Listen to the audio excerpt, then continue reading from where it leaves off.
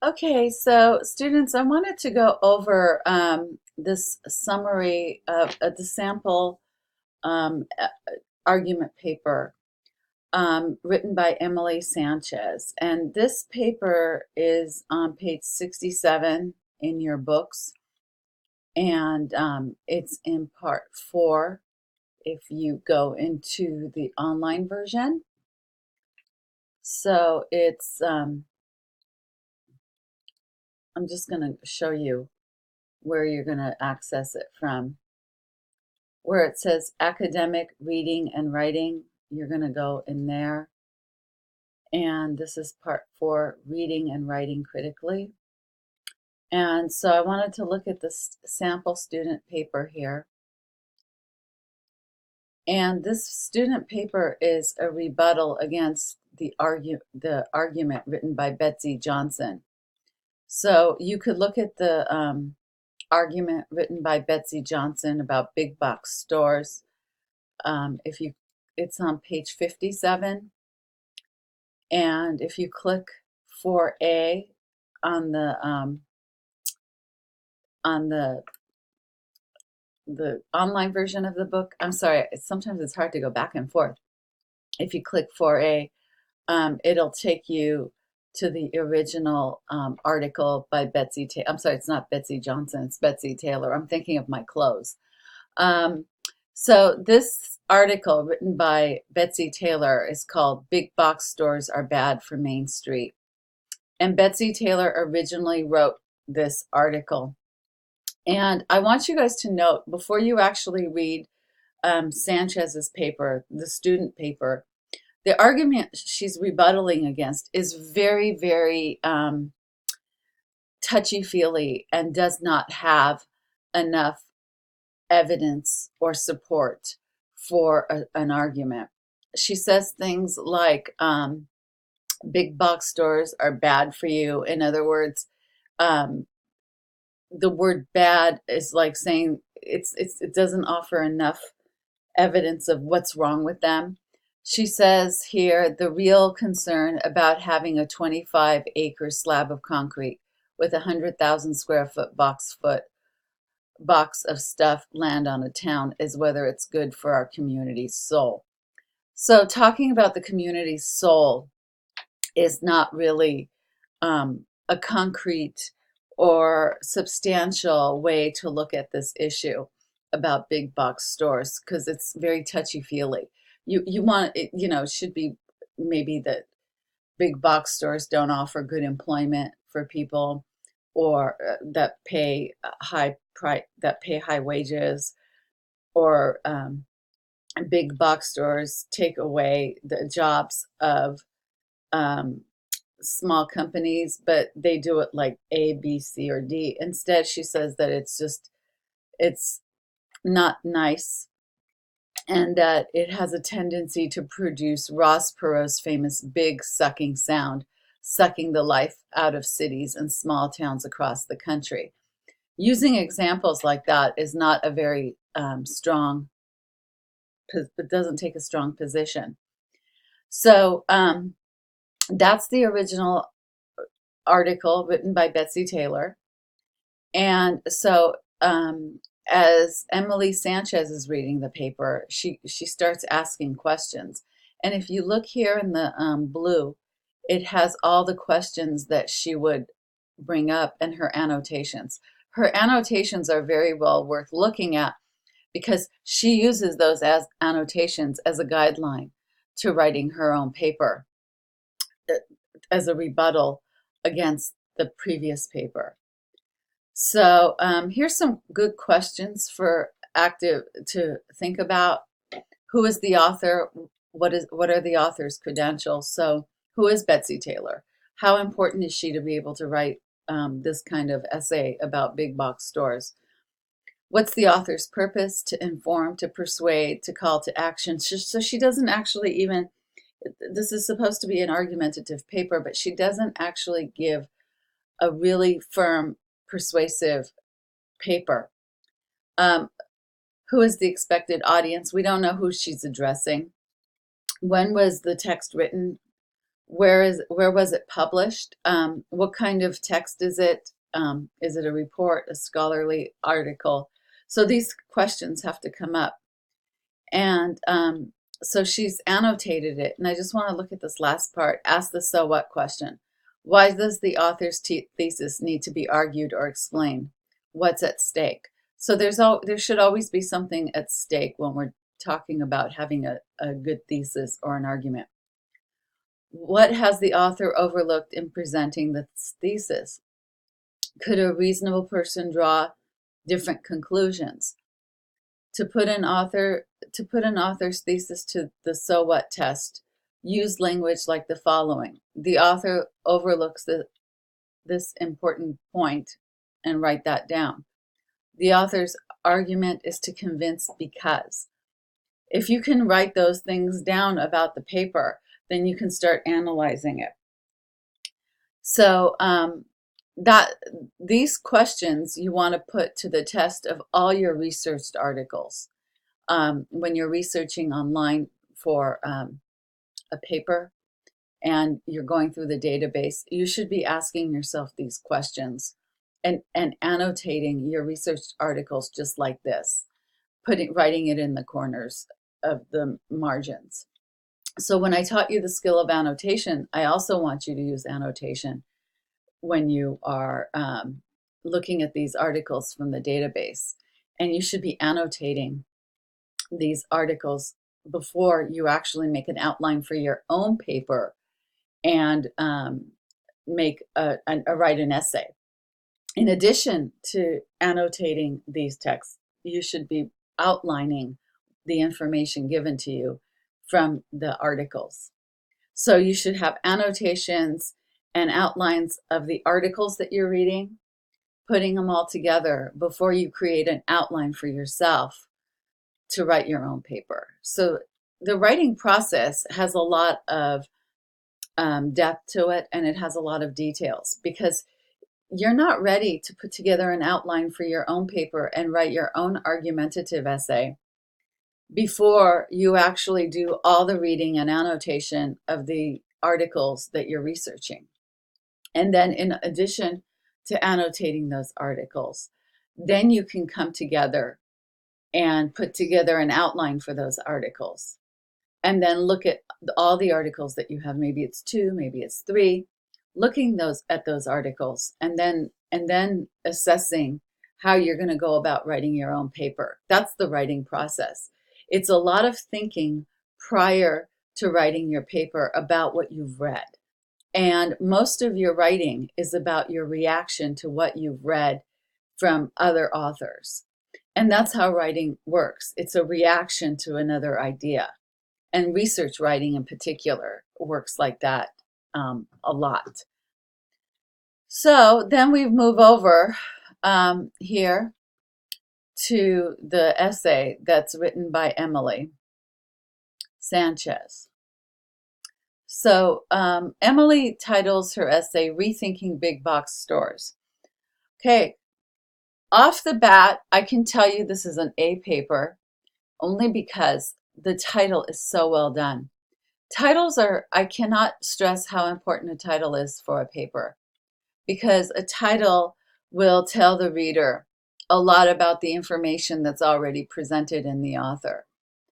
So this is Rethinking Big Box Stores. In her essay, Big Box Stores Are Bad for Main Street, which is the title of Betsy Taylor's paper, focuses not on the economic effects of large chain stores, but on the effects these stores have on the soul of America. She argues that stores like Home Depot, Target, and Walmart are bad for America because they draw people out of downtown shopping districts and cause them to focus on consumption. In contrast, she believes that small businesses are good for America because they provide personal attention, encourage community interaction, and make each city and town unique. So she kind of summarizes Betsy Taylor's paper, and she also reminds us that these are the things that she's going to be focusing on in her paper to rebuttal against. Because then she says, but Taylor's argument is unconvincing because it is based on sentimentality, on idealized images of a quaint Main Street, rather than on the roles that businesses play in consumers' lives and communities. Wow. Now, here is the beginning of a good thesis, because this is what she's talking about. This is the touchy-feely thing that I was telling you about earlier, sentimentality. By ignoring the complex economic relationship between large chain stores and their communities, Taylor incorrectly assumes that simply getting rid of big box stores would have a positive effect on America's communities. Taylor's use of colorful language reveals that she has a sentimental view of American society. Notice how the word sentimental is repeated. And does not understand economic realities. In her first paragraph, Taylor refers to a big box store as a quote-unquote 25-acre slab of concrete with a 100,000 square foot box of stuff that lands on a town, evoking images of a powerful monster crushing the American way of life. But she oversimplifies a complex issue. See, this is extremely good language here. Taylor does not consider that many downtown business districts failed long before the chain stores moved in, when factories and mills closed and workers lost their jobs. In cities with struggling economies, big box stores can actually provide much needed jobs. Similarly, while Taylor blames big box stores for harming local economies by asking for tax breaks, free roads, and other perks, she doesn't acknowledge that these stores also enter into economic partnerships with the surrounding communities by offering financial benefits to schools and hospitals. So she broadens the topic that Taylor kind of did not address, and she brings up some questions and some ideas that we would never have known in Taylor's paper. Now, I know that Sanchez only used one source of reference. If she had more references for this topic, she would probably have a richer paper, which is why I'm requiring that your argument paper has at least 2 sources, because you want a variety of ideas. But here, this is pretty good because she is analyzing the fundamental aspects of Taylor's ideas. Taylor's assumption that shopping in small businesses is always better for the consumer may also seem driven by nostalgia for an old-fashioned Main Street rather than by the facts. So here, this repetition to nostalgia, sentimentality, that idea keeps going back, that her paper is too touchy-feely. That's a nice way to say that. While she may be right that small businesses offer personal service that are responsive to customer complaints, she does not consider that many customers appreciate the service at a big box stores. Just as customer service is better at some small businesses than others, it is impossible to generalize about service at all big box stores. For example, customers depend on the lenient return policies and the wide variety of products at stores like Target and Home Depot. So because Target and Home Depot are such larger corporations, they can have 90-day return policies, and they can offer more goods than a small shop can. That's what she means here. Taylor blames big box stores for encouraging American hyperconsumerism, but she oversimplifies by equating big box stores with bad values and small business with good values. So here she's explaining why Taylor oversimplifies. Like her other points, this claim ignores the economic and social realities of American society today. Big box stores do not force Americans to buy more. By offering lower prices in a convenient setting, however, they allow consumers to save time and purchase goods they might not be able to afford from small businesses. The existence of more small businesses would not change what most Americans can afford, nor would it reduce their desire to buy affordable merchandise. So she's saying just because even if we didn't have those big box stores, people would still want cheaper products. So that's a good analysis there. Taylor may be right that some big box stores have a negative impact on communities and that small businesses offer certain advantages, but she ignores the economic conditions that support big box stores, as well as the fact that Main Street was in decline before the big box store arrived. Getting rid of big box stores will not bring back a simpler America populated by thriving, unique main streets. In reality, Main Street will not survive if consumers cannot afford to shop there. Really great ending. And then there's her works cited page. So your argument that you're going to be writing in this module should look something like this, but with more sources. And you are going to be rebuttaling against the arguments that you read. Or you can use those arguments that are in favor of your ideas to support what you have to say. So your thesis is going to be a very important part of your paper. But again, I urge you that when you write your paper, first put together your ideas. The debate that you did last week is a good basis for getting your ideas together.